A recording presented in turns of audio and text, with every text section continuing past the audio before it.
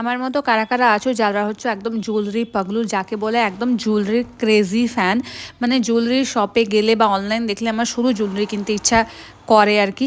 মানে পারলে মোটামুটি আমি ছোটোখাটো একটা জুয়েলারি শপ দিতে পারি, এত জুয়েলারি কালেকশন আছে। মানে আমি জাস্ট দেখাতে পারছি না যে কতগুলো আছে। এটা জাস্ট এথনিক কালেকশন, মানে এখানে নেকলেস অ্যান্ড ইয়াররিংস আছে। এছাড়াও আমার কাছে ওয়েস্টার্ন অনেক অনেক কালেকশন আছে।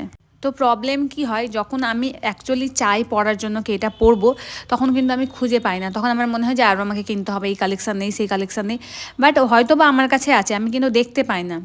বিকজ অত বড় একটা ড্রয়ারের মধ্যে সামনেই পেছনে উপর নিচ করে এভাবে করে রাখা আছে, খুঁজে পাওয়া জাস্ট ইম্পসিবল। এটা আমার একদিনের কালেকশন না, এটা গত 4 5 6 বছর আগেকার কালেকশন। রিসেন্টলি 2 বছর ধরে তো আমি কোনো পারচেসই করিনি। আমি আগেই বলেছিলাম আমি এরকম একটা প্যাকেট কিনেছি মিশো থেকে, শো বলে। মাত্র কটা ইয়াররিং হবে এর মধ্যে হবে না এরকম। আমার 10টা কিনলে আমার এথনিকটা শুধু শর্টেড হবে। তো আজকে কিছুটা ইয়াররিংটা করবো, দেখি কি হয়, কতটা কি হয়। যেহেতু ইয়াররিং আরও বেশি ছিল তো করতে পারিনি, ওই জন্য কিছু নেকলেসকে আমি একটু শর্টেড করার চেষ্টা করেছি।